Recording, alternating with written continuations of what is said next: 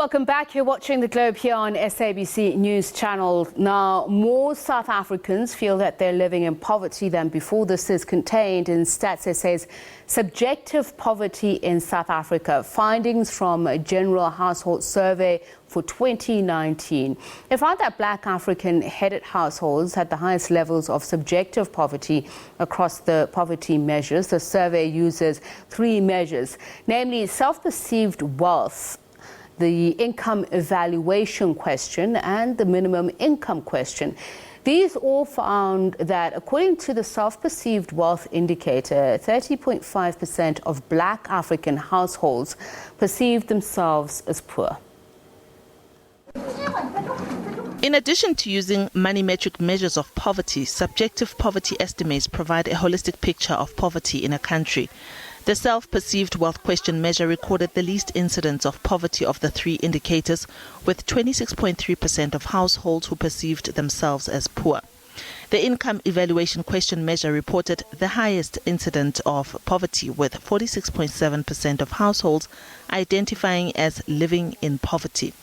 And the minimum income question measure yielded the highest subjective poverty rate, with more than half of South African households being classified as poor.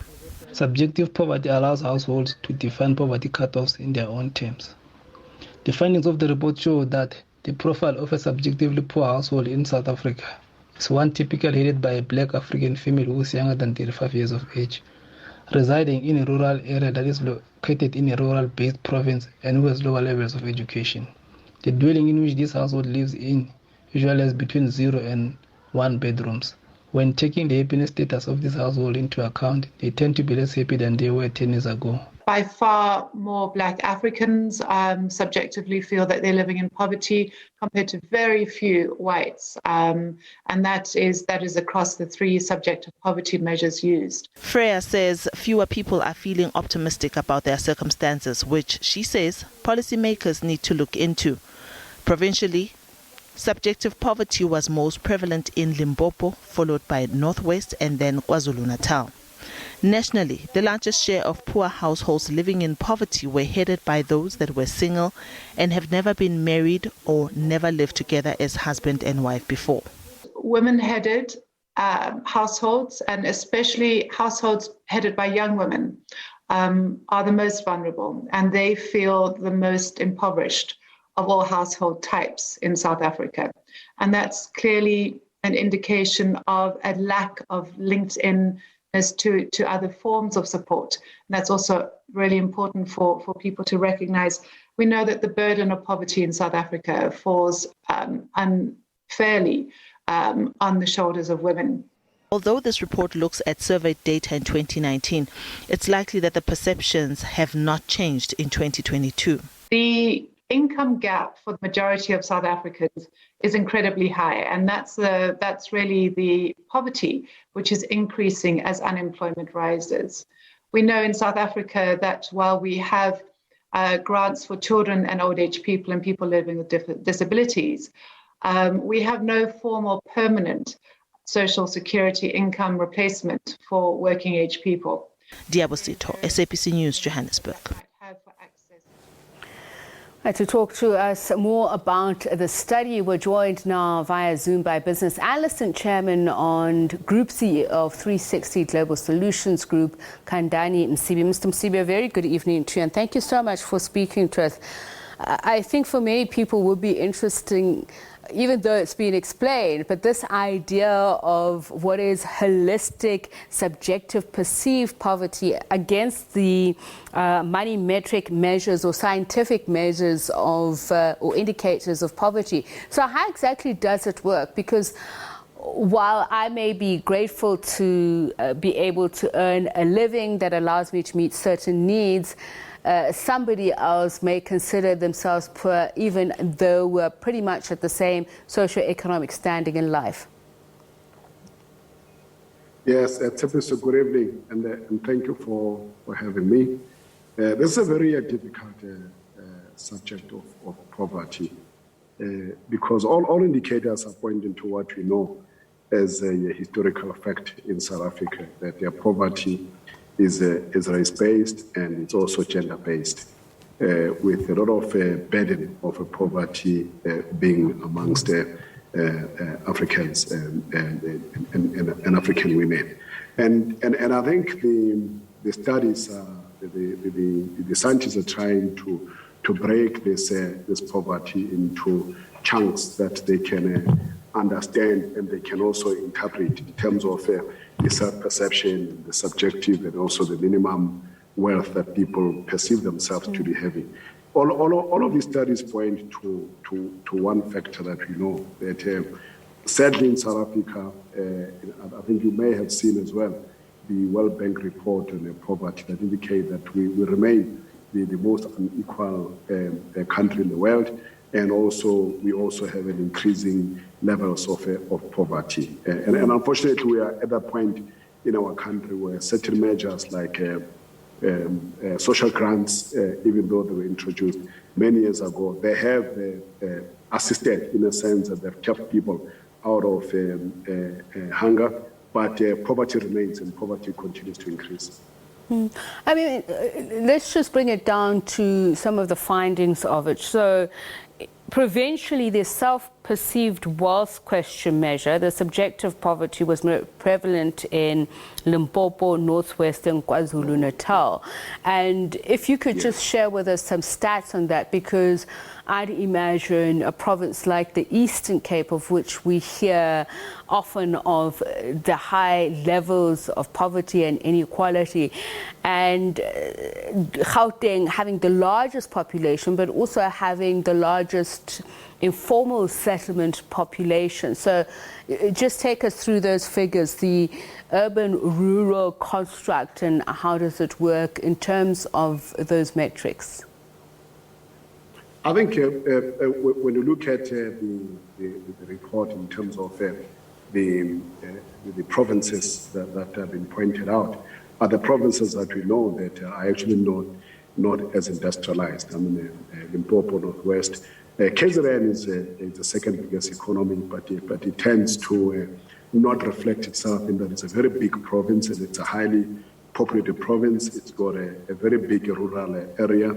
The Eastern Cape also, it's got a certain nodes of industry like a PE and East London.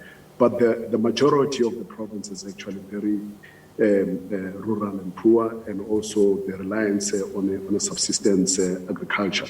You'll find that where there's no formal industry that is actually employing a lot of people, you tend to find poverty being mostly expressed. And places like Gauteng, they tend to have a problem of migration, where a lot of people are coming into Gauteng in order to look for opportunities. Now it's almost like you are whatever you're doing in Gauteng in order to deal with poverty, you are fighting a losing war, because more and more people are coming in, which means that the number of people who are poor continues to increase in Gauteng, despite maybe some finding opportunities. Mm-hmm. Looking at government's stated interventions over the years and investment in structural reform, and I want to continue with this theme of the historical spatial differences and perhaps biases when we look at the income evaluation question, particularly minimum income. How does that play into the picture, and also according to South African households that can actually be classified as poor? Yes, the South African government has put together a minimum income regulation, but that minimum income regulation, I mean, if you really think about it, that I think it's around now around 4,000 rands or so. To a large extent, right, it doesn't really deal with the poverty of the employed. That even the people who are employed, for as long as they are at the minimum wage, they remain poor. They cannot escape poverty. I mean, the World Bank report talks about this. Talks about the access to infrastructure. It talks about the birth disadvantage. Now, some of the things that have to do with the access to infrastructure is whether or not you are able to educate your children, whether or not you are able to have access to good health care. Now, people who are at the minimum wage level are unable to afford the kind of education funding for their children that people that are on a higher income levels can afford. And as a result, you find that in those families, they remain largely in a poverty trap because no one is escaping by actually acquiring a better education and coming back and rescue the family. I think we have outliers of people that are lucky to get bursaries and are able to get out of the cycle of poverty, or to take the family out of the cycle of poverty, and are able to bring in some relief into families. But they are far few and far in between. The majority of people are actually trapped, and the minimum wage is not a means to actually climb out of the poverty trap. Okay, because I was also asking that against the backdrop that wages are also different provincially. There's a marked difference, but I want to continue on to the issue of the period within which the survey was done. I'd imagine the next one in 2022 will show a difference, but there will also be some patterns that perpetuate themselves post-COVID-19, and I want to talk about particularly here the issue of households, single households, how the poverty measures are then perceived or understood, the living arrangements as well. I'm talking about the percentage of children who are living according to orphanhood status. Yes.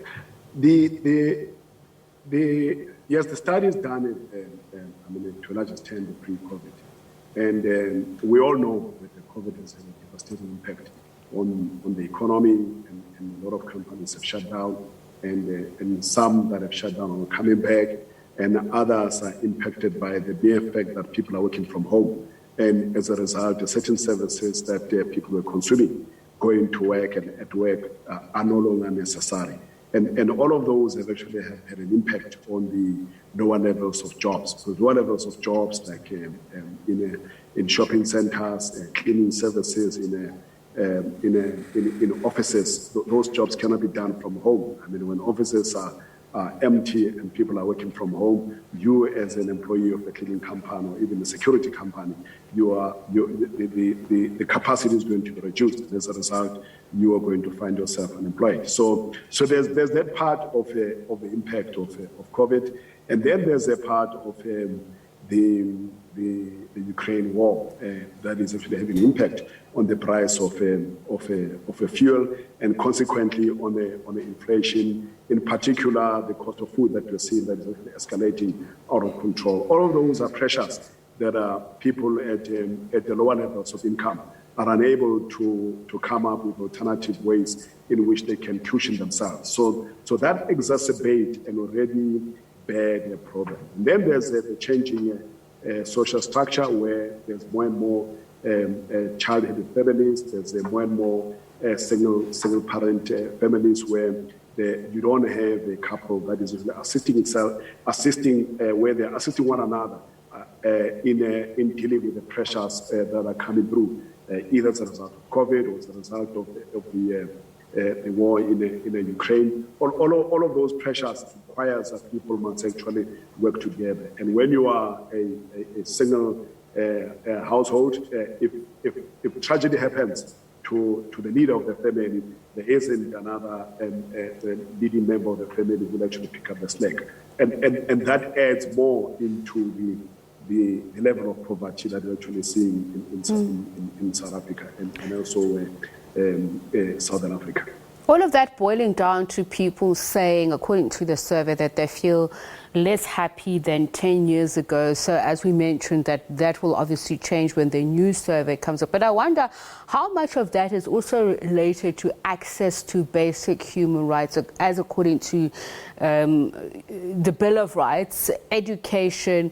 We know that the straining or collapse of the health system during COVID-19 has also brought starkly to the fore the huge inequality in South Africa. But I wonder how much of those self-perceived perceptions of poverty are also stoked by the lack of access to basic developmental human rights.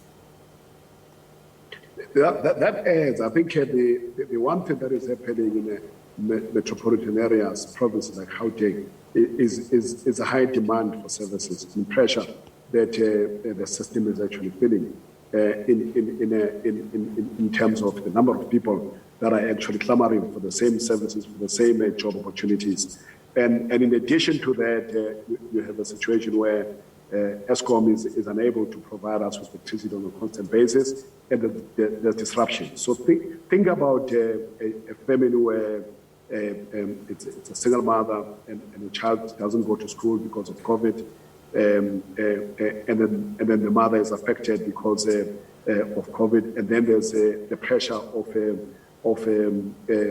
inflation coming through, devouring the little resources that they have. And at the same time, the pressure that is actually being borne to bear on municipal services, on provincial services, because of the increasing population and also immigration into South Africa. All of those are causing stresses to people. But I do think that the state needs to have a plan, a longer-term plan, and a plan that has milestones on an annual basis, as well as on a 5-year basis. I mean, we had the NDP, which had an end goal of 2030 in terms of resolving our problems. But the weakness there has been that we don't have milestones that we are measuring, either on an annual basis or every 3 years or every 5 years, to indicate on whether are the strategies we're implementing yielding the type of the results that we want? Are we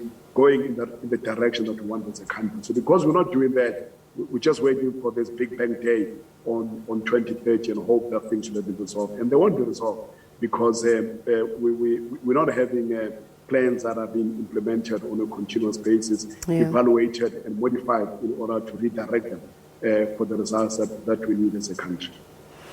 So thank you very much for your time, much appreciated. Khandani Msibi is an analyst, business analyst and chairman of Group CEO of 360 Global Solutions Group. And when we return after the break, we'll speak at a broader level, as he mentioned, the World Bank report on the SACU region, saying that firstly, South Africa and Namibia are amongst the two largest unequal society, but saying the Southern African Customs Union itself, comprising Botswana, Eswatini, Lesotho, Namibia and South Africa, is the most unequal region. We'll find out why in just a moment. This is The Globe. Don't go away.